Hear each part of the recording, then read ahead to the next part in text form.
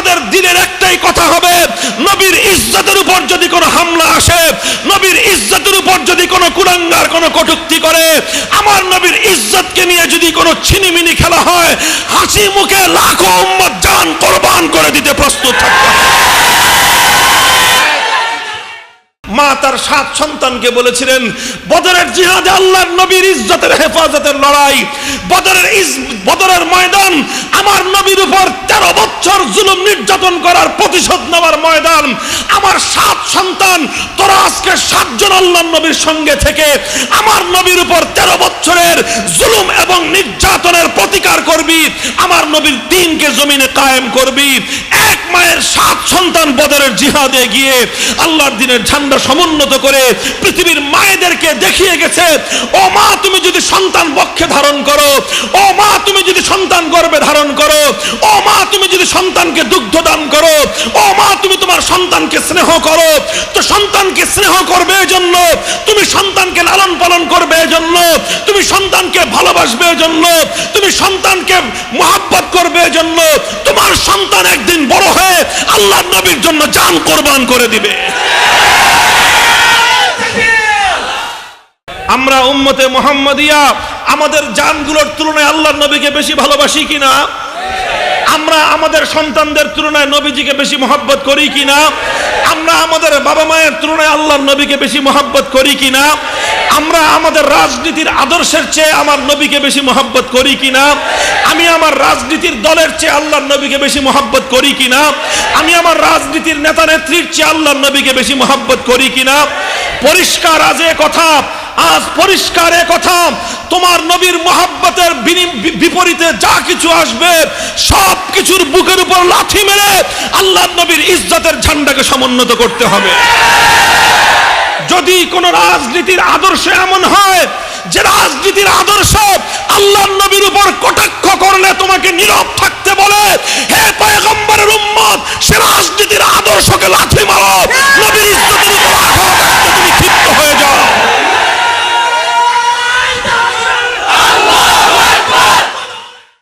ইন্নাল হামদুলিল্লাহ نحمده ونستعينه ونستغفره ونؤمن به ونتوكل عليه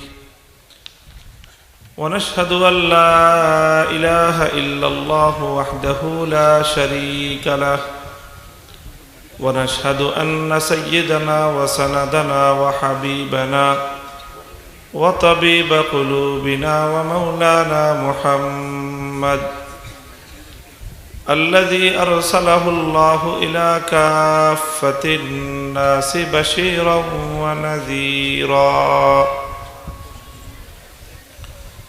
وداعيا إلى الله بإذنه وسراجا منيرا. أما بعد فأعوذ بالله من الشيطان الرجيم.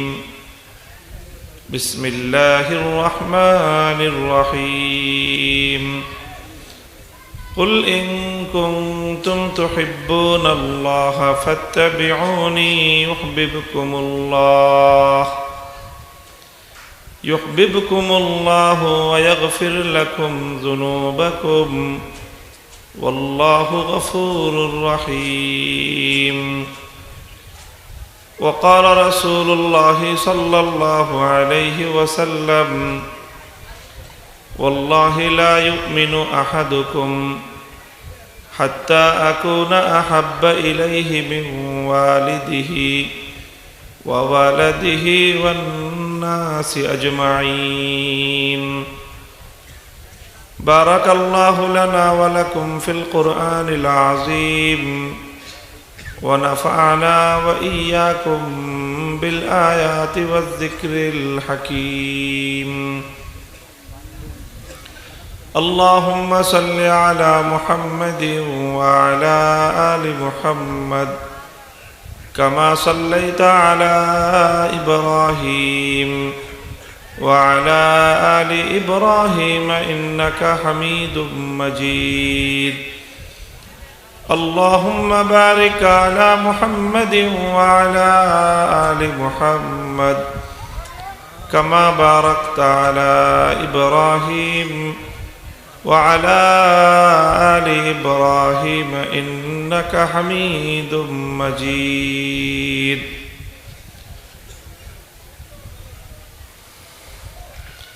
محترم حضرات উলামায়ে কেরাম, সম্মানিত মুরব্বী সাহেবান, সমবেত ইসলাম প্রিয়, কোরআন প্রেমিক, নবী প্রেমিক, তাওহীদি মুসলমান ভাই ও বন্ধুগণ,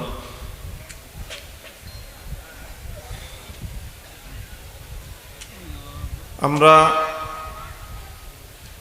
অত্যন্ত কঠিন একটা সময় অতিক্রম করছি, যেই সময়ে আল্লাহ এবং আল্লাহর রাসূলের মহব্বত এবং ভালোবাসা হৃদয়ে পোষণ করবার অপরাধে, আল্লাহর দ্বীনকে ভালোবাসার অপরাধে নানা ধরনের জুলুম এবং নির্যাতনের শিকার হওয়া লাগতেছে। তবে আলহামদুলিল্লাহ, এ কথা পৃথিবীর ইতিহাসে প্রতিষ্ঠিত এক সত্য।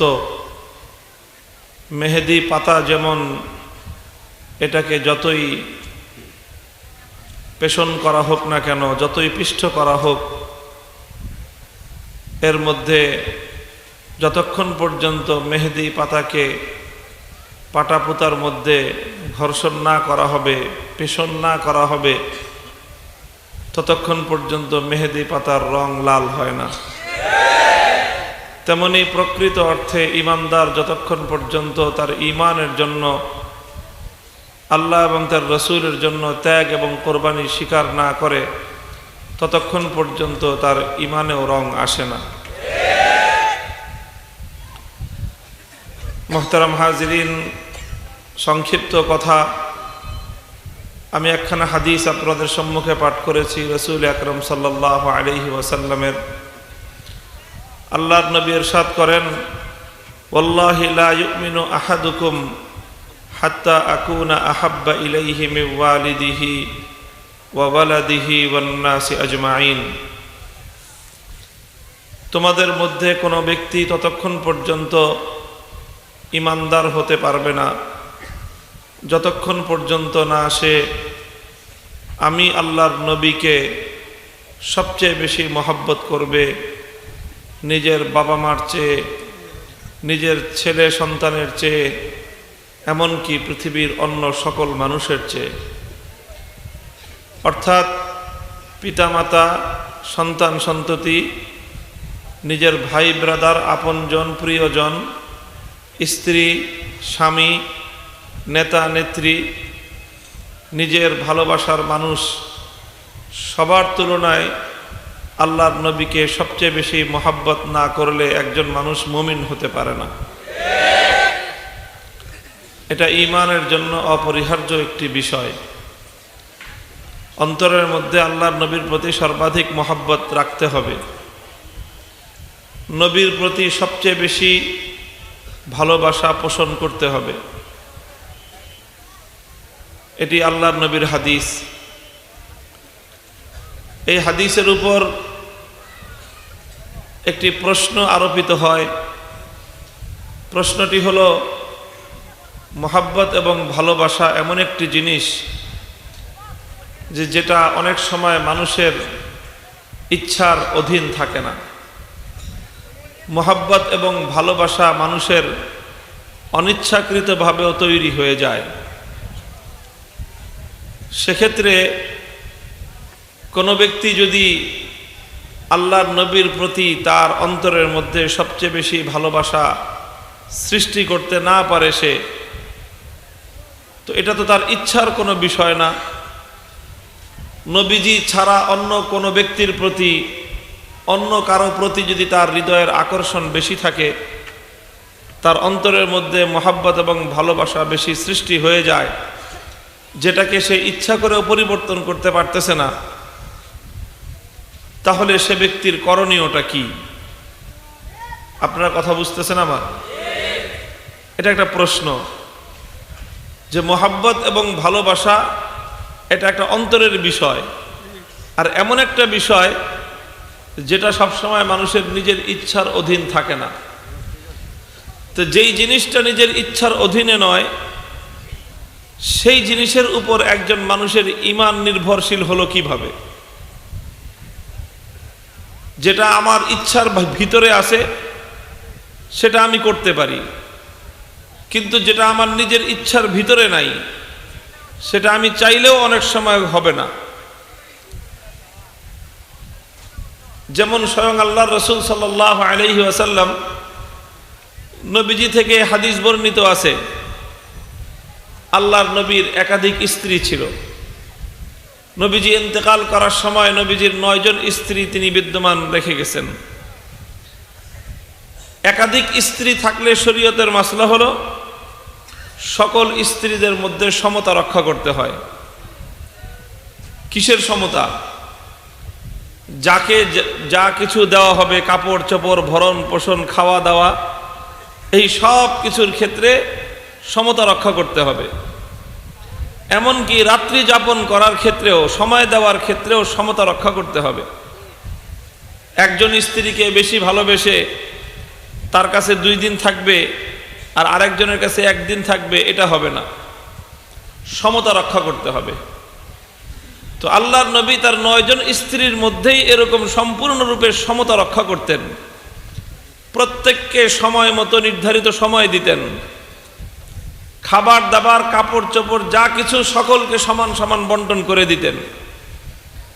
এভাবে সমতা রক্ষা করার পর জীবন সায়ান্নে আল্লাহর নবী আল্লাহর কাছে দোয়া করতেন, আল্লাহুম্মা হাযা কাসমি ফীমা আমলিক ফালা তুআখিযনি ফীমা লা আমলিক। আল্লাহ, আমার সাধ্যের ভিতরে যতটুকু ছিল সমতা রক্ষা করার, আমি তো তার সম্পূর্ণ সমতা রক্ষা করলাম, কিন্তু যেটা আমার নিজের সাধ্যের ভিতরে নাই সেটার ব্যাপারে আল্লাহ তোমার কাছে আমি ক্ষমা চাই, তুমি সে ব্যাপারে আমাকে কিয়ামতের দিন পাকড়াও করো না। প্রশ্ন হলো, সাধ্যের ভিতরে নাই কোনটা? মুহাদ্দিসিনে কেরামগণ এই হাদিসের ব্যাখ্যায় লিখেছেন, সেটা হলো ভালোবাসা এবং মহাব্বত। ভালোবাসা এবং মহাব্বত এটা এমন একটা জিনিস যেটা একজনের প্রতি বেশি হয়ে যায়, আরেকজনের প্রতি চাইলেও সেই পরিমাণ হয় না। স্ত্রীদের মধ্যে কারো কারো প্রতি নবীজির মনের আকর্ষণ বেশি ছিল, এটা নিজের অনিচ্ছাকৃতভাবে মন তার দিকে আকৃষ্ট হয়ে যেত। সেজন্য তিনি আল্লাহর কাছে আশ্রয় চেয়েছেন যেন আল্লাহ পাক এই বিষয়ে নবীজিকে কোনো ধরনের পাকড়াও না করেন, এই ব্যাপারে আল্লাহর কাছে যেন জবাবদিহিতা না করতে হয়। তাহলে প্রশ্ন হলো, নবীজি নিজেই যেখানে ভালোবাসার ক্ষেত্রে নিজের মনের উপর নিয়ন্ত্রণ রাখতে পারছেন না, বরং মন যে কোনো একজনের দিকে বেশি ঝুঁকে যায়, সেক্ষেত্রে উম্মতের প্রতি আল্লাহর নবী নির্দেশ জারি করলেন যে যতক্ষণ পর্যন্ত তোমরা আমাকে সবচেয়ে বেশি ভালো না বাসতে পারবে ততক্ষণ পর্যন্ত তোমরা ঈমানদার হতে পারবে না। তাহলে প্রশ্ন হলো, এখন আমার মন যদি নবীকে ছাড়া অন্য কারো দিকে বেশি ঝুঁকে যায়, সেটা তো এখন আমার ইচ্ছার বিষয় নয়। কারো মন যদি তার নেতার দিকে বেশি ঝুঁকে যায়, কারো মন যদি তার নেত্রীর দিকে বেশি ঝুঁকে যায়, কারো মন যদি তার স্ত্রীর দিকে বেশি আকৃষ্ট হয়ে যায়, কারো মন যদি তার নিজের সন্তানের দিকে বেশি আকৃষ্ট হয়ে যায়, কারো মন যদি নিজের বাবা মায়ের প্রতি বেশি আকৃষ্ট হয়ে যায় নবীর তুলনায়, এবং এটাকে সে ইচ্ছা করেও নিয়ন্ত্রণ করতে না পারে, তাহলে কি সে ঈমানদার হবে না? এই হলো প্রশ্ন। মুহতারাম হাজিরিন, এই প্রশ্নের দীর্ঘ জবাব হাদিসের কিতাবের ব্যাখ্যায় মুহাদ্দিসিনে কেরামগণ এই হাদিসের ব্যাখ্যা নিয়ে আলোচনা করেন, দীর্ঘ আলোচনা। সেই আলোচনার সার কথা হলো এই যে দেখেন, দুনিয়াতে মানুষের প্রতি, কোনো জিনিসের প্রতি মানুষের অন্তরের যে আকর্ষণ সৃষ্টি হয়, এটা এমনিতেই হয় না, বরং আকর্ষণ সৃষ্টি হওয়ার জন্য কিছু বিষয় থাকে, কিছু কারণ থাকে। এমনি এমনি একজনের প্রতি আরেকজনের মন আকৃষ্ট হয় না, বরং যার প্রতি মন আকৃষ্ট হয় তার মধ্যে আকর্ষণীয় কোনো বিষয় থাকে, সেজন্যই মন তার প্রতি আকৃষ্ট হয়। কি কারণে মন আকৃষ্ট হয়, সেই সমস্ত কারণগুলো হাদিসের কিতাবগুলোর মধ্যে, হাদিসের ব্যাখ্যা গ্রন্থগুলোর মধ্যে উল্লেখ করা হয়েছে। তার মধ্যে 1 নম্বর যেই কারণে কারো প্রতি আকৃষ্ট হয় মন, সেটা হলো সৌন্দর্য। সুন্দরের প্রতি মানুষের মনের আকর্ষণ আছে না নাই? যে কোনো জিনিস যদি সুন্দর হয় তাহলে দেখবেন সেটার প্রতি মন আকৃষ্ট হয়ে যায়। একটা সুন্দর ফল দেখলে মানুষের মন আকৃষ্ট হয়, একটা সুন্দর ফুল দেখলে মানুষ সেটাকে পছন্দ করে, ভালোবাসে। একটা সুন্দর দৃশ্য দেখলেও মানুষের মন সেজন্য সেদিকে আকৃষ্ট হয়ে যায়। একজন সুন্দর মানুষ দেখলে সেই সুন্দর মানুষের প্রতি মন আকৃষ্ট হয়। একটা নারী সুন্দরী হলে, রূপসী হলে, তার রূপ এবং সৌন্দর্যের কারণে মানুষের মন তার প্রতি আকৃষ্ট হয়। তো মানুষের মন আকৃষ্ট হওয়ার পৃথিবীতে বড় একটা কারণ হলো সৌন্দর্য। 2 নম্বর কারণ যে কারণে মানুষের মন কারো প্রতি আকৃষ্ট হয়, বাহ্যিক সৌন্দর্য নাই কিন্তু তার ভিতরে অনেক যোগ্যতা আছে। যেরকম অনেক মানুষ আছে খুব দেখতে সুন্দর না, কিন্তু অনেক মেধাবী, অনেক যোগ্য, সে এমন এমন কাজ করতে পারে, আপনি যা বলবেন সে সুন্দরভাবে কাজটা করে আনবে। তো এই ধরনের যোগ্যতার কারণে মানুষের প্রতি মানুষের মনে আকর্ষণ সৃষ্টি হয়। 3 নম্বর হলো মানুষের মন কারো প্রতি আকৃষ্ট হয় যখন মানুষ তার দ্বারা উপকৃত হয়। আপনার বিপদের সময় যদি কেউ আপনাকে উপকার করে তাহলে দেখবেন আপনার মনের মধ্যে তার জন্য একটা ভালোবাসার জায়গা সৃষ্টি হবে। পৃথিবীতে এই 3টি হলো বড় বড় উপলক্ষ মানুষের প্রতি মানুষের আকর্ষণ সৃষ্টি হওয়ার। একটি হলো সৌন্দর্য, আরেকটি হলো যোগ্যতা, আরেকটি হলো উপকার। এই 3 কারণে মানুষকে মানুষ ভালোবাসে, এই 3 কারণে মানুষের প্রতি মানুষের আকর্ষণ সৃষ্টি হয়। মুহতারাম হাজিরিন, এই 3 বিষয়কে সামনে রেখে যদি কোনো ব্যক্তি আল্লাহর পয়গম্বরকে বিবেচনা করে, নবীর সৌন্দর্যকে যদি কেউ চিন্তা করে, আল্লাহর নবীকে আল্লাহ পাক রব্বুল আলামিন কেমন সৌন্দর্য দান করেছিলেন, হাদিসের কিতাবের পাতায় পাতায় তার কিছু বিবরণ পাওয়া যায়। হযরতে আনাস ইবনে মালিক রাদিয়াল্লাহু তাআলা আনহু, যিনি 10 বছর পর্যন্ত আল্লাহর নবীর সেবা করেছেন, খেদমত করেছেন, তিনি বলেন যে একদিন পূর্ণিমার রাতের চাঁদ আকাশে উঠেছে। স্বচ্ছ আকাশ, পরিষ্কার আকাশ, সেই আকাশের মধ্য গগনে পূর্ণিমার রাতের চাঁদ, বড় নয়নাভিরাম দৃশ্য, চমৎকার দেখা যাচ্ছে। ওই অবস্থায় আল্লাহর নবী নিজের ঘর থেকে বেরিয়ে আসলেন। নবীজির শরীরের মধ্যে সাদা লাল ডোরা কাটা একটা কাপড় পরিধান করা, ফি হুল্লাতিন হামরা। আল্লাহর নবীকেও বড় সুন্দর লাগতেছিল। তো আমি একবার আকাশের পূর্ণিমার রাতের চাঁদের দিকে তাকাই, আরেকবার আল্লাহর নবীর দিকে তাকাই, যে আকাশের পূর্ণিমার চাঁদটা বেশি সুন্দর না আমার নবী বেশি সুন্দর। কতক্ষণ তাকানোর পর আমার কাছে মনে হলো যে আকাশের পূর্ণিমার চাঁদের চেয়েও আমার নবী অনেক বেশি সুন্দর। খুলিকতা মুবাররাআম মিন কুল্লি আইবিন, খুলিকতা মুবাররাআম মিন কুল্লি আইবিন কাআন্নাকা কাদ খুলিকতা কামা তাশাউ ওয়া আহসানু মিনকা লাম তারা কাত্তু আইনি ওয়া আজমালু মিনকা লাম তালিদিন নিসাউ। শায়ের রাসূল আল্লামা হাসান ইবনে সাবিত রাদিয়াল্লাহু তাআলা আনহু, হযরতে হাসান ইবনে সাবিত রাদিয়াল্লাহু তাআলা আনহু নিজে আল্লাহর পয়গম্বরের সৌন্দর্যের বিবরণ দিতে গিয়ে বলেন, ওয়া আহসানু মিনকা লাম তারা কাত্তু আইনি ওয়া আজমালু মিনকা লাম তালিদিন নিসাউ। আমার 2 চোখে আমি পৃথিবীতে অনেক সৌন্দর্য দেখেছি, কিন্তু ওগো আল্লাহর হাবিব, আপনার মতো সুন্দর কোন জিনিস আজ পর্যন্ত আমার এই দু চোখে আমি দেখিনি। ও আজমালু মিনকা লাম তালিদিন নিসাউ, পৃথিবীর কত মা, কত সুন্দর পুরুষ, সুদর্শন পুরুষ, কত সুন্দরী নারী জন্ম দিয়েছে, কিন্তু আল্লাহর কসম, আরবের মা আমেনা যেই সন্তান জন্ম দিয়েছে, মা আমেনার তুলনায় বেশি সুন্দর সন্তান আজ পর্যন্ত পৃথিবীতে কোনো মা গর্ভে ধারণ করতে পারেনি। খুলিকতা মুবাররাআম মিন কুল্লি আইবিন কাআন্নাকা কাদ খুলিকতা কামা তাশাউ। নিখুঁত সৌন্দর্য দিয়ে আল্লাহ পাক রব্বুল আলামিন আমার নবীকে সৃষ্টি করেছিলেন। আমার নবীর মাথার চুল থেকে নিয়ে পায়ের নখ পর্যন্ত প্রত্যেকটি অঙ্গ প্রত্যঙ্গের মধ্যে সৌন্দর্যের চুল পরিমাণ কোনো ঘাটতি ছিল না, বরং পৃথিবীতে সবচেয়ে বেশি সৌন্দর্যের মাপকাঠি এবং মানদণ্ড ছিল আমার রাসূল সাল্লাল্লাহু আলাইহি ওয়াসাল্লাম। কেউ যদি জিজ্ঞাসা করে পৃথিবীতে মানুষের চুল সবচেয়ে সুন্দর কেমন হয়, এই প্রশ্নের জবাব হলো সবচেয়ে সুন্দর চুল হলো ওই চুল যার চুল আল্লাহর পয়গম্বরের মতো হয়। সবচেয়ে সুন্দর চোখ কেমন হয়, আমার নবীর চোখ যেমন ছিল সবচেয়ে সুন্দর চোখ সেটাকে বলা হয়।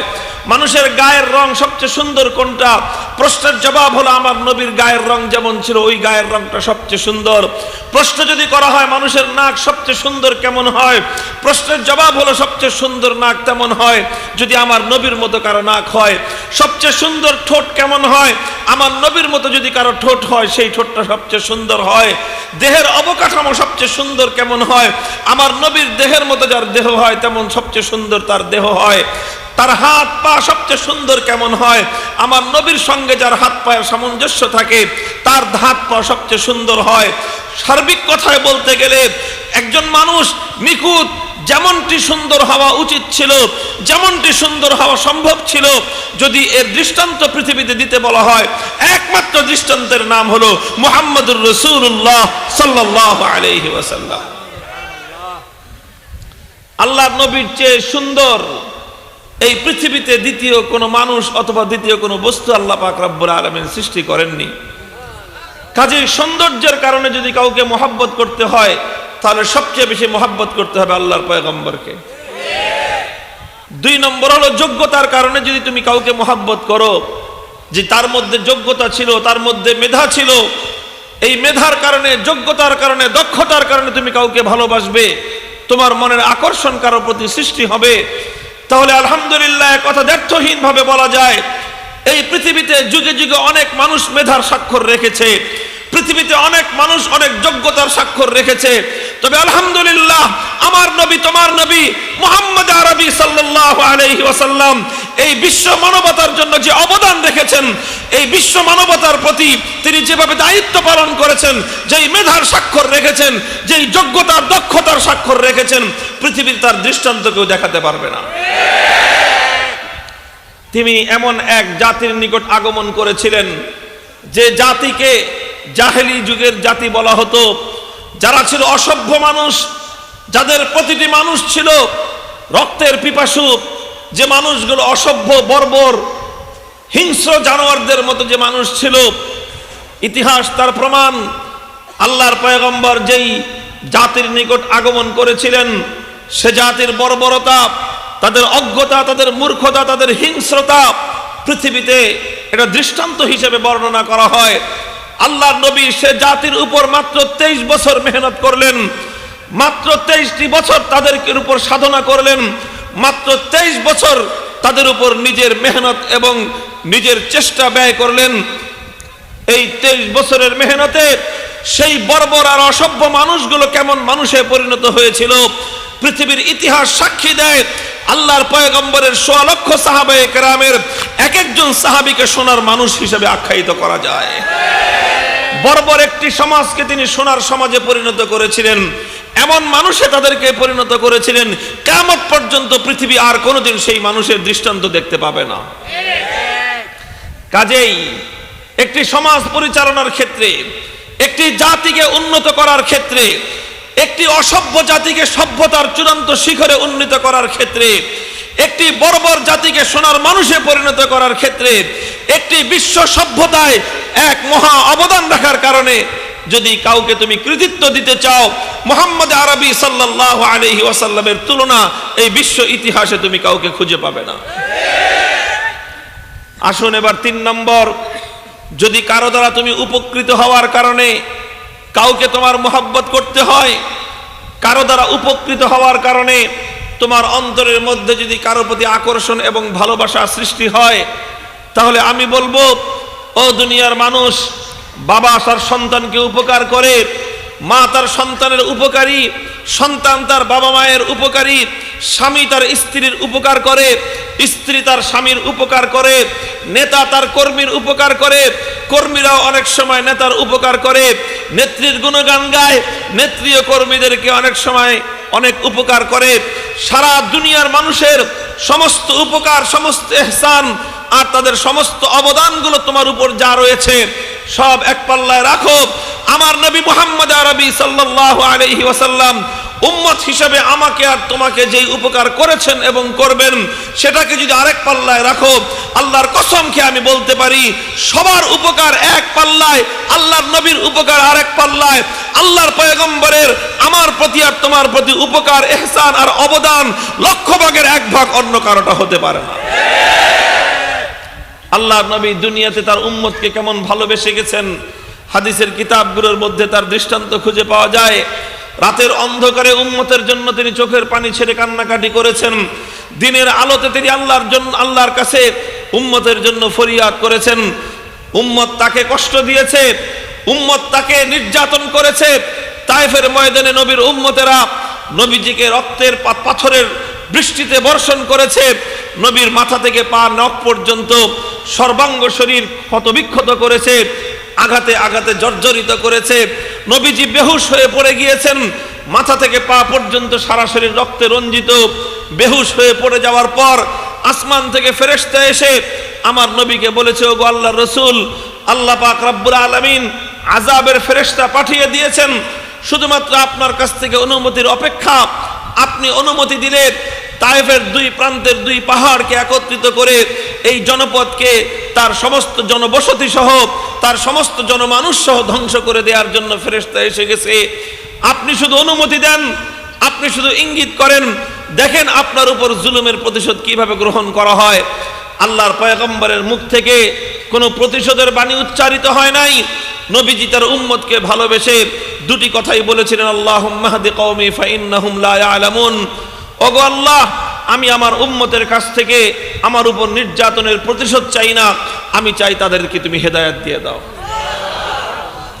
দুনিয়াতে এই ছিল নবীজির মুহাব্বত আর ভালোবাসা, আর আখিরাতে আল্লাহর পয়গম্বর আমাকে আর তোমাকে কেমন মুহাব্বত করবে, উম্মতকে আল্লাহর নবী কেমন ভালোবাসবে। মুহতারাম হাজিরিন, মানুষের জীবনের সবচেয়ে কঠিনতম যেই দিন হাসরের দিন, যেই দিন বিশাল এক বিভীষিকাময় অবস্থার পরিস্থিতি সৃষ্টি হবে, 50,000 বছরের সমান হবে একটা দিন, যেই দিনের ভয়াবহতা বিবরণ করে বর্ণনা করা যাবে না, যেই দিনের ভয়াবহতা বলে শেষ করা যাবে না, যেই দিনের ভয়াবহতা সম্পর্কে আল্লাহর কোরআন সংক্ষেপে শুধু এতটুকু বর্ণনা করেছে, ইয়াউমা ইয়াফিরুল মারউ মিন আখিহি ওয়া উম্মিহি ওয়া আবিহি ওয়া সাহিবাতিহি ওয়া বানিহি লিকুল্লি ইমরিইম মিনহুম ইয়াউমাইযিন শা'নুন ইউগনিহি। কিয়ামতের কঠিন ময়দানের এমন বিভীষিকাময় পরিস্থিতি তৈরি হবে, প্রতিটি মানুষ নিজে এতটাই উদ্বিগ্ন আর উৎকণ্ঠায় পড়ে যাবে, প্রত্যেকটা মানুষ নিজেকে আল্লাহর আযাব থেকে রক্ষা করবার জন্য নিজে এতটা দুশ্চিন্তাগ্রস্ত হবে, অন্য কারো চিন্তা করার সুযোগ থাকবে না। প্রতিটা মানুষ শুধুমাত্র নিজেকে নিয়ে ভাববে। মা তার সন্তানকে দেখলে, যেই মা এই পৃথিবীর বুকে সন্তানের সুখের জন্য নিজের জীবনকে কোরবান করতে প্রস্তুত ছিল, কিয়ামতের কঠিন ময়দান এমন বিভীষিকাময় অবস্থার তৈরি হবে, সেই মা তার সন্তানকে দেখে মুখ লুকিয়ে রাখবে।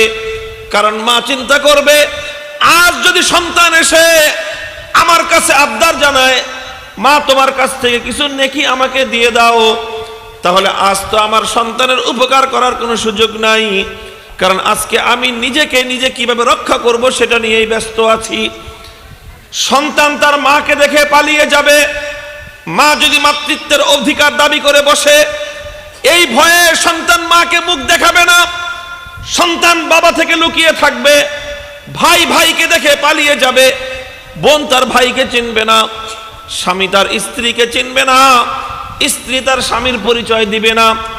সমস্ত মানুষ শুধুমাত্র নফসি নফসি বলে আত্মচিৎকার করতে থাকবে। এমনকি সমস্ত পয়গম্বরদের মধ্যে একটাই কথা থাকবে, নফসি নফসি, লাস্তু লাহা লাস্তু লাহা। অন্য কারো চিন্তা করার কোনো অবকাশ আমার নাই। আমি তো কেবলমাত্র আজ এই বিভীষিকাময় দিনে নিজের নফসকে আর নিজেকে রক্ষা করার জন্যই পাগল পারা।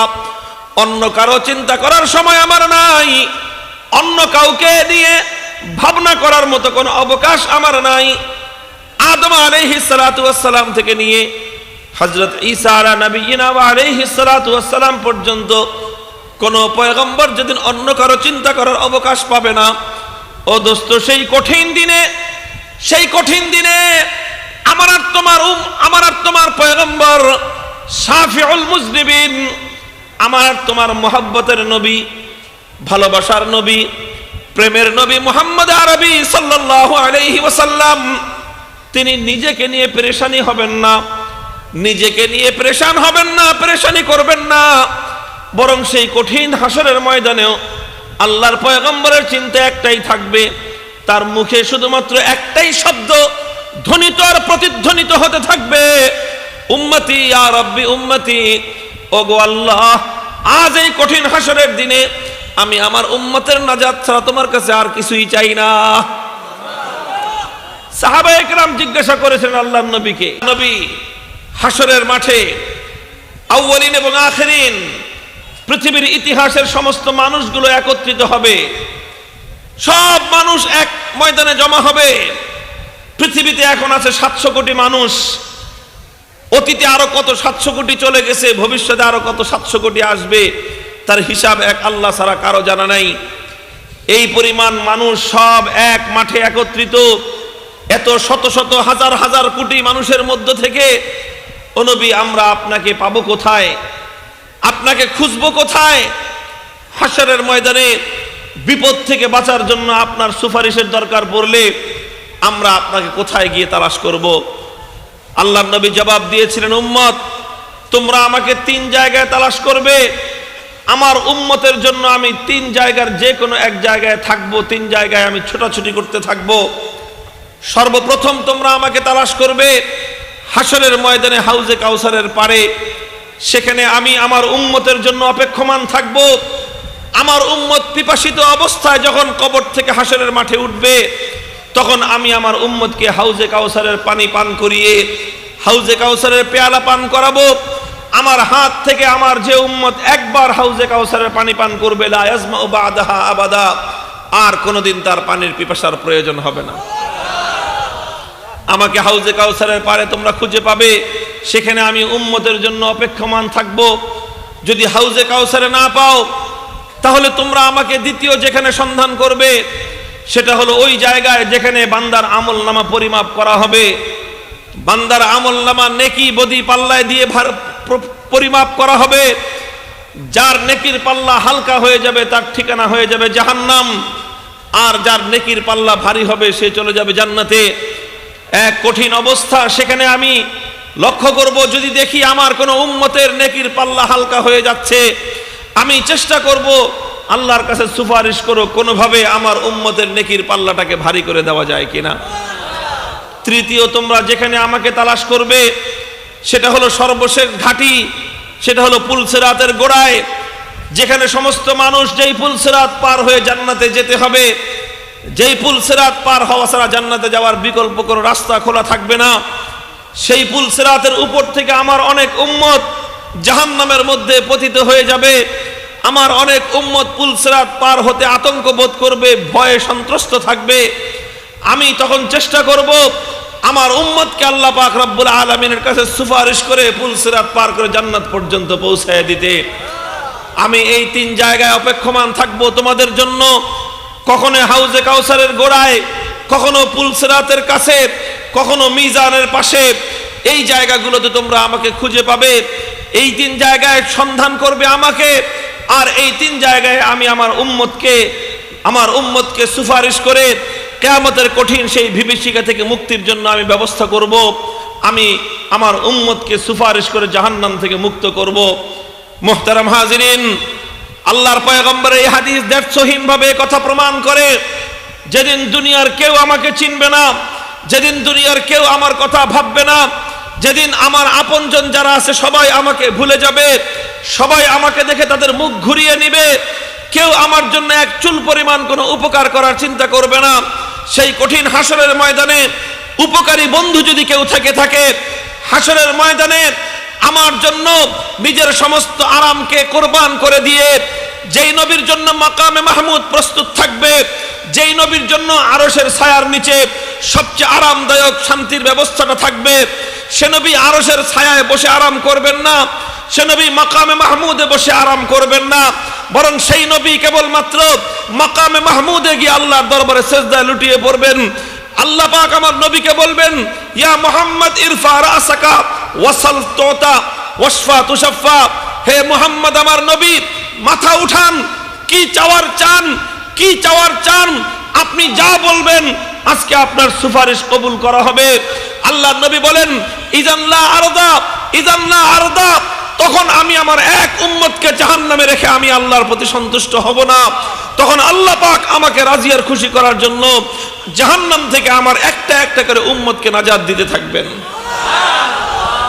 মুহতারাম হাজিরিন, কথা লম্বা নয়, আমার কথা বলার উদ্দেশ্য ছিল এই, তুমি আল্লাহর নবীকে কেন ভালোবাসবে না?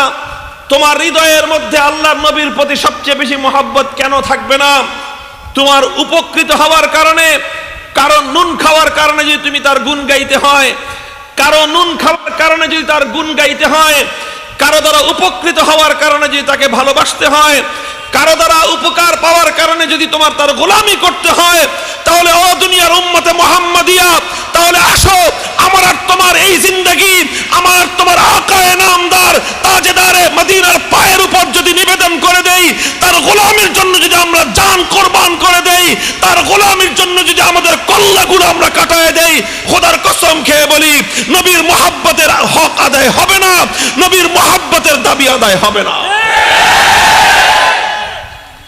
কাজেই আজ এই কথাই, আল্লাহর নবীকে সবচেয়ে বেশি মহব্বত করতে হবে, কথা ঠিক না বেঠিক?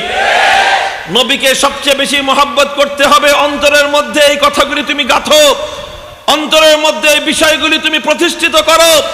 আমার নবীর চেয়ে সুন্দর কেউ নাই, আমার নবীর চেয়ে যোগ্যতা সম্পন্ন কেউ নাই, আর আমার নবীর চেয়ে উপকারী বন্ধু আর কেউ নাই। এই কথাগুলো যখন একজন মানুষ জপনা করতে থাকবে, এই কথাগুলো যখন একজন মানুষ তার হৃদয়ের মধ্যে প্রতিষ্ঠিত করতে থাকবে, তখন ওই মানুষটা আল্লাহর নবীকে এক সময় সবচেয়ে বেশি মহব্বত এবং ভালোবাসতে থাকবে। সংক্ষিপ্ত এই কথার দার্শনিক ব্যাখ্যা হলো এই, মহব্বতের দুটো স্তর থাকে। একটা স্তর হলো যেটাকে হাদিসের ভাষায় বলা হয় হুব্বে তবেই, আরেকটা স্তর যেটাকে হাদিসের ভাষায় ওলামায়ে কেরামের পরিভাষায় যেটাকে বলা হয় হুব্বে আকলি। অর্থাৎ একটা মহব্বত আর একরকম ভালোবাসা আছে যেটা হিসাব কিতাব করে মানুষ সিদ্ধান্ত নিয়ে করে, হিসাব কিতাব করে, হিসাব মিলায়ে, ও উম্মত তুমি অন্য সকল হিসাব এক পাল্লায় রাখো আর আল্লাহর নবীর 3 পয়েন্টের হিসাব তুমি আরেক পাল্লায় রাখো, তাহলে তুমি যদি বিবেকবান হয়ে থাকো তাহলে তোমার বিবেক এই জবাব তোমাকে দিয়ে দিবে, নবীর চেয়ে উপকারী যেহেতু আর কেউ নাই, নবীর চেয়ে যোগ্যতা সম্পন্ন যেহেতু আর কেউ নাই, নবীর চেয়ে বেশি সুন্দরতম যেহেতু আর কেউ নাই, সুতরাং বিবেকের দাবি হলো এই, যুক্তির দাবি হলো এই, আল্লাহর নবীকেই সবচেয়ে বেশি ভালোবাসতে হবে।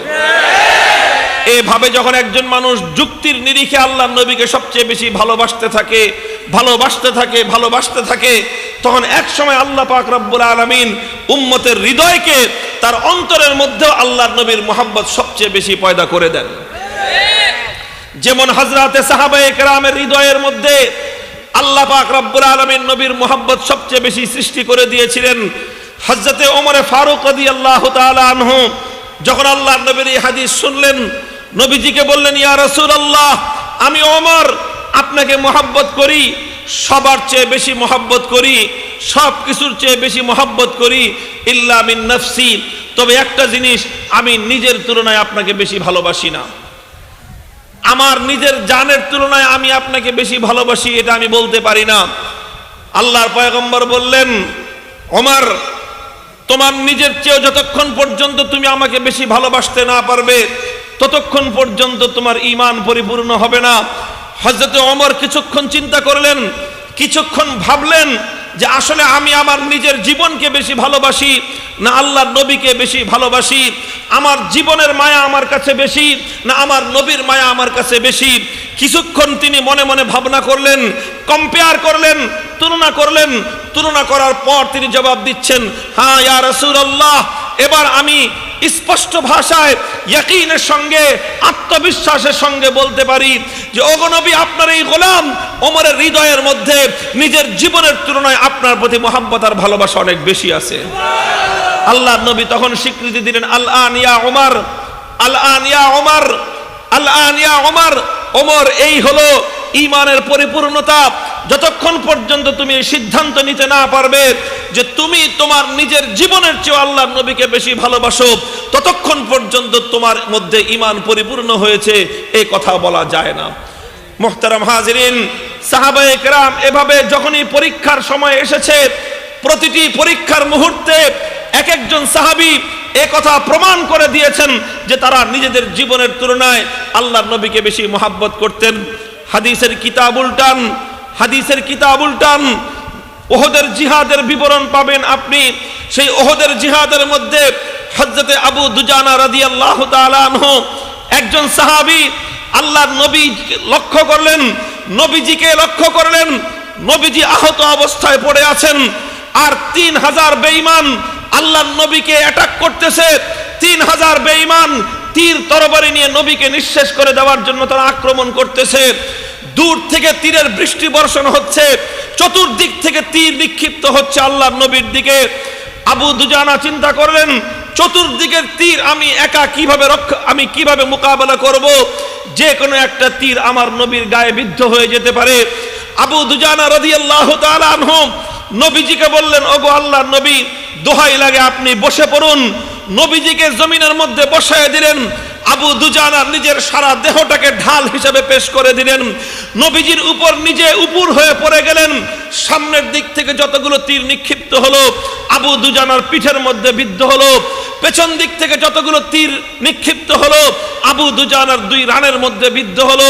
ডান দিক থেকে যতগুলো তীর নিক্ষিপ্ত হলো আবু দুজানার ডান হাতে বিদ্ধ হলো। বাম দিক থেকে যতগুলো তীর নিক্ষিপ্ত হলো আবু দুজানার বাম হাতে বিদ্ধ হলো। তীরের বৃষ্টিতে তার সারাটা শরীর চালনির মতো ঝাঁঝরা হয়ে গেল।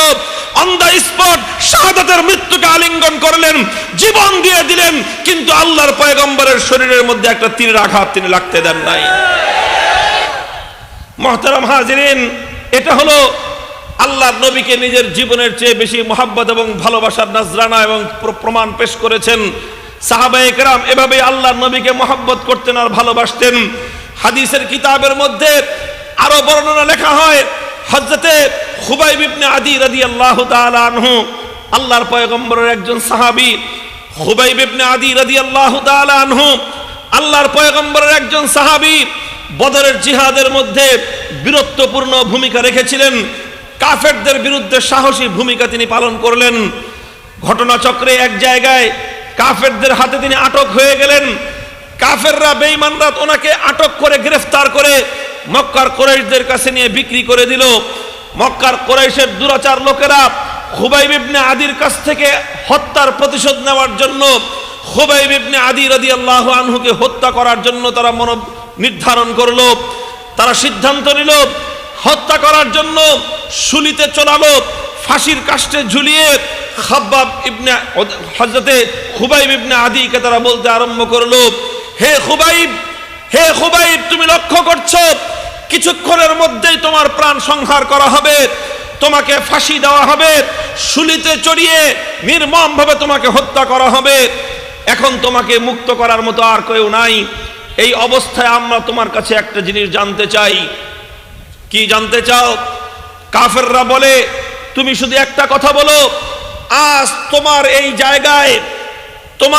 জায়গায় তোমার পরিবর্তে যদি মুহাম্মদ থাকতো, তোমার এই জায়গায় যদি তোমার পরিবর্তে ফাঁসি কাষ্ঠে তোমার নবী মুহাম্মদ থাকতো আর এর বিনিময়ে তুমি মুক্তি পেয়ে যেতে, তাহলে এটাতে তোমার সন্তুষ্টি থাকতো কিনা, এই বিষয়টার উপর তুমি রাজি আর খুশি আছো কিনা? তোমার নবীকে এখানে আনতে হবে না, তোমার নবীকে ফাঁসি দিতে হবে না, তোমার নবীকে কোনো কষ্ট দিতে হবে না, শুধু মুখে কথাটুকু স্বীকার করতে হবে যে আজকে আমি ফাঁসি কাস্টে না ঝুলে যদি আমার নবী ফাঁসিতে ঝুলতো তাহলে এই বিষয়টার উপর আমি রাজি থাকতাম, আমার জীবনটা বেঁচে যেত, এতে আমি খুশি হতাম। শুধু এতটুকু কথা যদি তুমি বলতে পারো ও খুবাইব, তাহলে তোমাকে আমরা মুক্ত করে দিব। মুহতারাম হাজিরিন, আল্লাহর পয়গম্বরের সাহাবীরা নবীজিকে কেমন ভালোবাসতেন, নিজেদের জীবনগুলোকে আল্লাহর পয়গম্বরের জন্য তারা কেমন ভাবে কোরবান করতেন। হযরতে খুবাইব ইবনে আদি রাদিয়াল্লাহু তাআলা আনহু কাফেরদের দিকে ভৎসনা করে হুঙ্কার ছেড়ে বললেন, হে মক্কার দুরাচার বেঈমানের দল, আমার জায়গায় আমার নবীর ফাঁসি হবে, নবীর জীবনের বিনিময়ে আমার জীবন রক্ষা পাবে, এটাতে আমি সন্তুষ্ট থাকা তো দূরের কথা, আল্লাহর কসম খেয়ে বলি আমার নবীর পায়ের তলায় সামান্য একটা কাঁটা বিদ্ধ হবে, আর নবীর পায়ের তলায় কাঁটা বিদ্ধ হওয়ার বিনিময়ে আমি খুবাইবের জীবন বেঁচে যাবে। আল্লাহর কসম খেয়ে বলি আমি আমার জীবনের বিনিময়ে আমার নবীর পায়ের নিচে একটা কাঁটা বিদ্ধ হওয়াকে বরদাস্ত করতে পারি না। উম্মত, এটাকেই বলা হয় জীবনের চেয়ে আল্লাহর নবীকে বেশি মহব্বত করা। ও উম্মত, আজ আমরা আখেরি জামানায় আমাদের নামাজ এমন নামাজ, যেই নামাজ দেখলে নামাজ নিজেই আমাদেরকে উপহাস করবে। আমাদের নামাজ আসলে তেমন কোন নামাজই নয়। নামাজের মধ্যে যেই খুশু থাকার কথা, সেই খুজুর হাজার ভাগের এক ভাগ আমাদের মধ্যে নাই। আজ আমাদের যাকাত এমন যাকাত, এই যাকাত দিয়ে নাজাত পাওয়া যাবে না, কারণ এই যাকাতের মধ্যে আমরা অনেক ত্রুটি বিচ্যুতি করি। আজ আমাদের রোজা এমন রোজা, এই রোজা দিয়ে নাজাতের আশা করা যায় না। আমাদের রোজার মধ্যে রোজার খেলাফ হাজারো কাজ আমরা করতে থাকি। আমাদের হজ্জে বাইতুল্লাহ এমন হজ, ওই হজের দ্বারা তেমন বড় কোনো আশা করা যায় না, কারণ আমাদের হজ যতটা ভালো কাজের মধ্যে কাটায়, আমাদের হজগুলোর মধ্যে অসংখ্য অগণিত ত্রুটি আর বিচ্যুতি থেকে যায়। এমনি ভাবে আমি আর তুমি যদি আমাদের প্রত্যেকটি নেক আমলকে লক্ষ্য করি, তাহলে এটাই আমার বিবেক জবাব দিবে, নেক আমলগুলো যেইভাবে করা দরকার ছিল তার হাজার ভাগের এক ভাগ হক আদায় করে আমরা নেক আমলগুলো করতে পারতেছি না। আখেরি জামানার উম্মতে মুহাম্মাদিয়া, আজকে যদি আমি আর তুমি আল্লাহর কাছ থেকে নাজাতের নিশ্চয়তা চাই, তাহলে আমার আর তোমার কাছে মোক্ষম সুযোগ হলো একটাই, সবচেয়ে বড় সম্ভাবনাময় জিনিস হলো একটাই, আল্লাহ পাক রব্বুল আলামিনকে যদি কেউ ভালোবাসে তাহলে আল্লাহ তার প্রতি যত বেশি খুশি হন। আল্লাহর নবীকে যারা ভালোবাসে, নবীর মুহাব্বতের জন্য আল্লাহ তার প্রতি আরো বেশি খুশি হন। কাজী আজ আমার আর তোমার এই আখেরি জামানার উম্মতের জন্য, এই ফিতনার জামানায়, এই সব ধরনের আমলের অবনতির সময়ে আমার আর তোমার জন্য মুক্তির সবচেয়ে সহজ ব্যবস্থা হলো এই, আমার আর তোমার জন্য নাজাতের সবচেয়ে আসান জরিয়া হলো এই, আমার আর তোমার জন্য মুক্তির সবচেয়ে সহজ পন্থা হলো এই, আসো আল্লাহর নবীর মহব্বতকে দিলের মধ্যে এমন ভাবে লালন করি, আল্লাহর নবীর মহব্বতের দ্বারা দিল এবং আমাদের অন্তরকে এমন ভাবে পরিপূর্ণ করি, আমাদের দিলের একটাই কথা হবে, নবীর ইজ্জতের উপর যদি কোনো হামলা আসে, নবীর ইজ্জতের উপর যদি কোনো কুলাঙ্গার কোনো কটূক্তি করে, আমার নবীর ইজ্জতকে নিয়ে যদি কোনো ছিনিমিনি খেলা হয়, হাসি মুখে লাখো উম্মত জান কোরবান করে দিতে প্রস্তুত থাকতে হবে।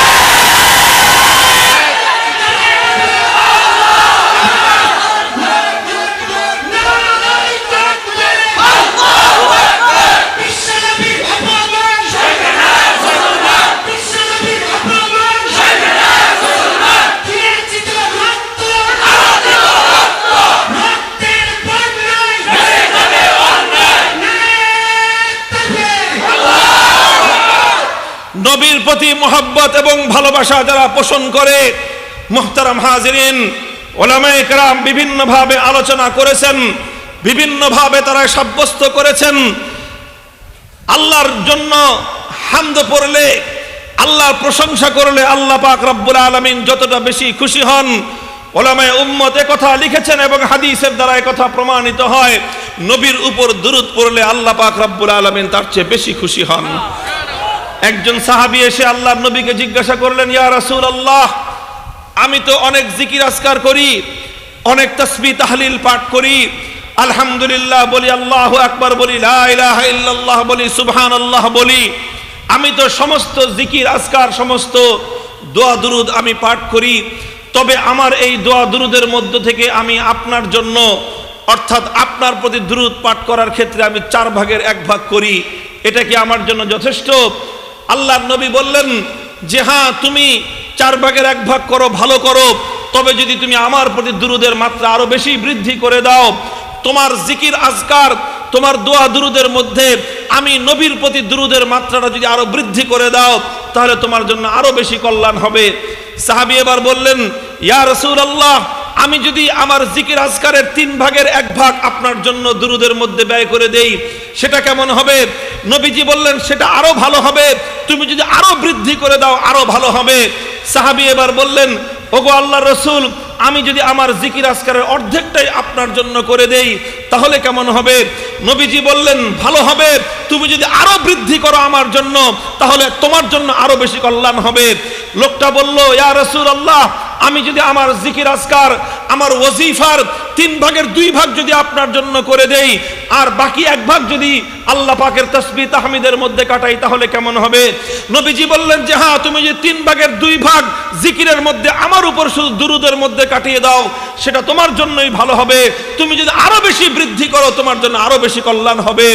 লোকটা শেষ পর্যন্ত বললেন, ইয়া রাসূলুল্লাহ, আমি যদি আমার যা কিছু বলবার আমার যা কিছু চাইবার নিজের জন্য কিছু চাইলাম না, আমার জন্য আল্লাহর কাছে কিছু বললাম না, আল্লাহর কোনো প্রশংসা করলাম না, কোনো তাসবিহ তাহমিদ কিছুই পড়লাম না, আমার যা কিছু বলার সবটাই আমি আপনার দুরুদের মধ্যে যদি কাটিয়ে দেই, আল্লাহর রাসূল সাল্লাল্লাহু আলাইহি ওয়াসাল্লাম জবাব দিলেন, তোমার সমস্ত জিকির আজকারের পরিবর্তে তুমি যদি আমার দুরুদের মধ্যে তোমার সময়গুলো অতিক্রম করে দাও তাহলে সেটাই হবে তোমার জন্য সবচেয়ে বেশি কল্যাণকর। আর আমার উপর তোমার বেশি বেশি দুরুদ পড়বার কারণে তোমার নিজের জন্য আর কিছুই চাইতে হবে না, তুমি নিজের জন্য আল্লাহর কাছে চাইলে আল্লাহ তোমাকে যতটুকু দিতেন আমার জন্য দুরুদ পড়বার কারণে আল্লাহ তোমাকে তার চেয়ে বেশি দিবেন। ও উম্মত, আর কিসের অপেক্ষা? আর কিসের অপেক্ষা? আসো আল্লাহর পয়গম্বরের জন্য নিজেদের জানগুলোকে কোরবান করে দেওয়ার জন্য প্রস্তুত হয়ে যায়। আসো আল্লাহর পয়গম্বরের জন্য নিজেদের জীবনগুলোকে এভাবে আমরা প্রস্তুত করে নেই। সাহাবায়ে কেরাম তো এমন ছিলেন, শুধুমাত্র নিজেরা নয়, নিজেদের জীবন নয়, সাহাবায়ে কেরাম এক একজন নিজের সন্তানকে পর্যন্ত আল্লাহর পয়গম্বরের জন্য কোরবান করে দিতেন। মুহতারাম হাজিরিন, হাদিসের কিতাবের ইতিহাস বর্ণনা করা হয়েছে, বদরের জিহাদের মধ্যে এক মহিলা সাহাবী হযরত আফরা রাদিয়াল্লাহু তাআলা আনহা, একজন মহিলা সাহাবিয়া, তার 2 সন্তান, ছোট্ট ছোট্ট 2 সন্তান, একজনের নাম ছিল মুআজ আর একজনের নাম ছিল মুআওয়াজ। তারা অল্প বয়স্ক ছোট ছোট বালক। জিহাদের ময়দানে এসে তারা আবু জাহালকে তালাশ করতেছিল। আব্দুর রহমান বিন আউফ জিজ্ঞাসা করেছিলেন, আবু ওয়া মা তাসনাউ বি আবি জাহলিন, আবু জাহালকে দিয়ে তোমরা কি করবা? বালক দুটো জবাব দিয়েছিল, আহাতুল্লাহ ইন রাআইতুহু আনাকতুলাহু আও আমুতা দুনাহু, চাচা বাড়ি থেকে আসার সময় আল্লাহর সঙ্গে শপথ করে আসছি, আমার নবীর দুশমন আবু জাহালকে যখন আমি দেখব, আবু জাহালকে দেখার পর 2 অবস্থার এক অবস্থা হবে, হয় আমি আল্লাহর নবীর আশিক জমিনে জিন্দা থাকব, আর না হয় নবীর দুশমন জিন্দা থাকবে। নবীর দুশমন যেই জমিনে জিন্দা থাকবে সেই জমিনে নবীর আশিক জিন্দা থাকবে, এটা হতে পারে না। হয় আমি আবু জাহালকে হত্যা করতে গিয়ে নিজে শাহাদাত বরণ করে জান্নাতের মেহমান হব, আর না হয় আবু জাহালকে হত্যা করে নবীর দুশমনকে খতম করে আমি ওকে জাহান্নামে পৌঁছে দেব। ওয়াহুমা ইবনে আফরা, হযরত আব্দুর রহমান ইবনে আউফ বলেন, আমি যখন আবু জাহালকে দেখলাম তাদের দিকে ইঙ্গিত করলাম, ওই যে ওটার নাম আবু জাহাল। ফাসাদ্দা আলাইহি মিসলা সাকরাইন, অল্প বয়স্ক ছোট্ট ছোট্ট 2 বালক, তারা বাস পাখির মতো উড়ে গেল। আর এই 2 ছোট বালক পৃথিবীর ইতিহাসের সবচেয়ে ভয়ঙ্কর সন্ত্রাসী, পৃথিবীর ইতিহাসের সবচেয়ে নিকৃষ্টতম কাফের, আল্লাহর নবীর সবচেয়ে বড় দুশমন, বদরের যুদ্ধে 1000-এর সশস্ত্র বাহিনীর সিপাহে সালার তাদের সর্বোচ্চ সবচেয়ে chief commander in chief Abu জাহালকে 2 আঘাতে ঘোড়ার পিঠের উপর থেকে জমিনের মধ্যে ধরাশায়ী করে জাহান্নামের মধ্যে পৌঁছায় দিয়ে 2 সন্তান মায়ের কোলে ফিরে গিয়েছিল। 1 মাস 7 সন্তানকে গর্ভে ধারণ করেছিলেন হযরতে আফরা রাদিয়াল্লাহু তাআলা আনহা। 1 মাস 7 সন্তানকে গর্ভে ধারণ করেছিলেন। হাদিসের ইতিহাস লেখে, ইতিহাসের কিতাবগুলো লেখে, এই মায়ের 7 সন্তান, মা তার 7 সন্তানকে বলেছিলেন, বদরের জিহাদে আল্লাহর নবীর ইজ্জতের হেফাজতের লড়াই, বদরের ময়দান আমার নবীর উপর 13 বছর জুলুম নির্যাতন করার প্রতিশোধ নেওয়ার ময়দান। আমার 7 সন্তান, তোরা আজকে 7 জন আল্লাহর নবীর সঙ্গে থেকে আমার নবীর উপর 13 বছরের জুলুম এবং নির্যাতনের প্রতিকার করবি, আমার নবীর দ্বীনকে জমিনে কায়েম করবি। 1 মায়ের 7 সন্তান বদরের জিহাদে গিয়ে আল্লাহর দ্বীনের ঝান্ডা সমুন্নত করে পৃথিবীর মায়েদেরকে দেখিয়ে গেছে, ও মা তুমি যদি সন্তান বক্ষে ধারণ করো, ও মা তুমি যদি সন্তান গর্ভে ধারণ করো, ও মা তুমি যদি সন্তানকে দুগ্ধ দান করো, ও মা তুমি তোমার সন্তানকে স্নেহ করো, তো সন্তানকে স্নেহ করবে এজন্য, তুমি সন্তানকে লালন পালন করবে এজন্য, তুমি সন্তানকে ভালোবাসবে এজন্য, তুমি সন্তানকে মহব্বত করবে এজন্য তোমার সন্তান একদিন বড় হয়ে আল্লাহর নবীর জন্য জান কোরবান করে দিবে।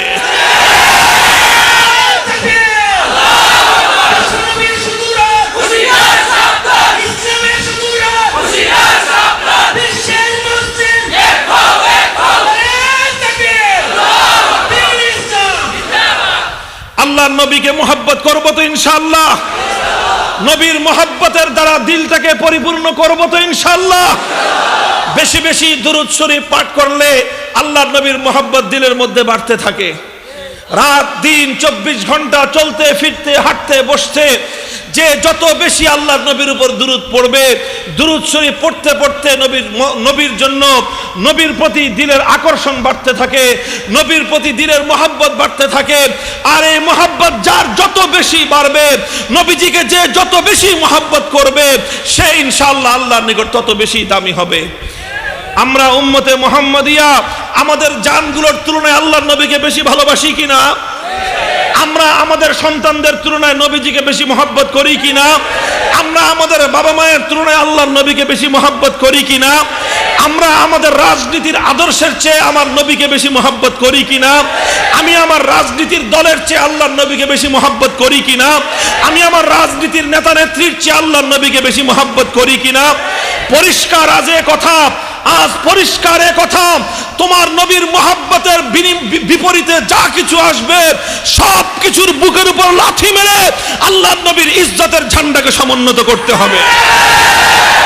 যদি কোন রাজনীতির আদর্শ এমন হয় যে রাজনীতির আদর্শ আল্লাহর নবীর উপর কটাক্ষ করলে তোমাকে নীরব থাকতে বলে, হে পয়গম্বরের উম্মত, সে রাজনীতির আদর্শকে লাথি মারো, নবীর ইজ্জতের উপর আঘাত আসলে তুমি ক্ষিপ্ত হয়ে যাও।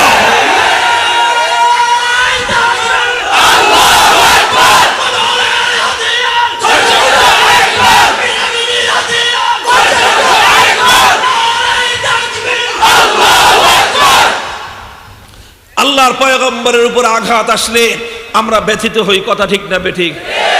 নবীর ইজ্জতের উপর আক্রমণ আসলে আমাদের হৃদয় থেকে রক্ত ঝরে, কথা ঠিক না বেঠিক? আল্লাহর পয়গম্বরের ইজ্জতের জন্য আজও হাজারো প্রাণ অকাতরে বিসর্জন দেওয়ার জন্য প্রস্তুত আছে না নাই? শাপলা চত্বর তার জীবন্ত ইতিহাস, আজ ভোলার বোরহানুদ্দিন তার জীবন্ত ইতিহাস। আল্লাহর পয়গম্বরের ইজ্জতের উপর আঘাত হেনেছিল, কে করেছিল, কিভাবে করেছিল, অত কাহিনী শুনবার সময় আমাদের নাই।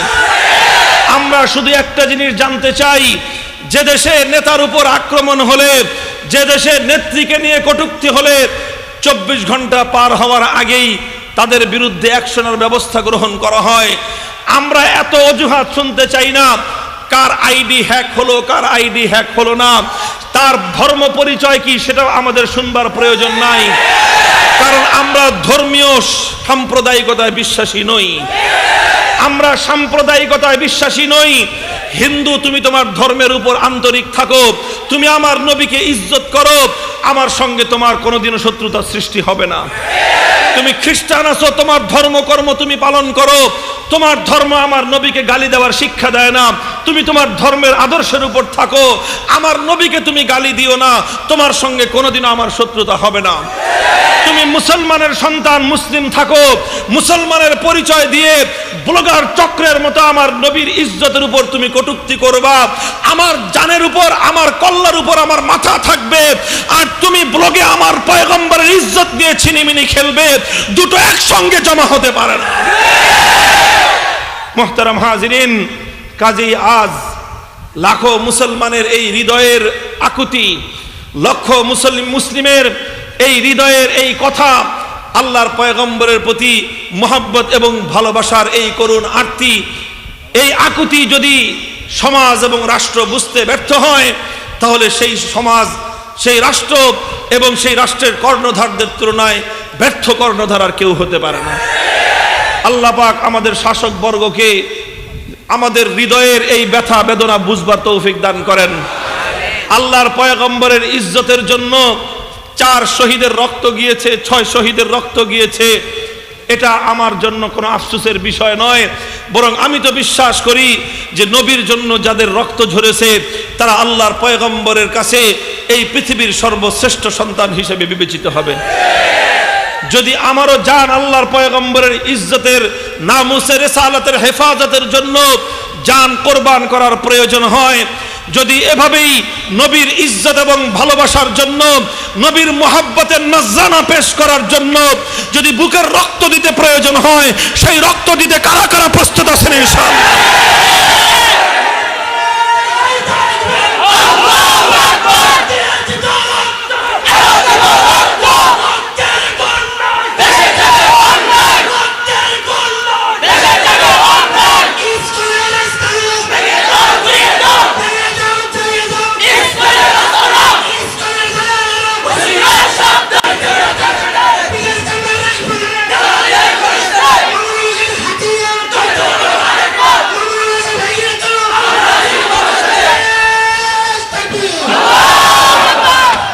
ইনশাআল্লাহ আল্লাহর নবীর আদর্শ কায়েম করবার জন্য জান কোরবান করব তো। আল্লাহ পাক রব্বুল আলামিন আমাদের দিলগুলোর মধ্যে, আমাদের সিনাগুলোকে উন্মুক্ত করে দেন, আমাদের দিলগুলোকে আল্লাহ পাক তার নবী এবং তার মুহাব্বতের দ্বারা ভরপুর করে দেন। ওয়া আখিরু দাওয়ানা আলহামদুলিল্লাহি রাব্বিল আলামিন। সুবহানাল্লাহি ওয়া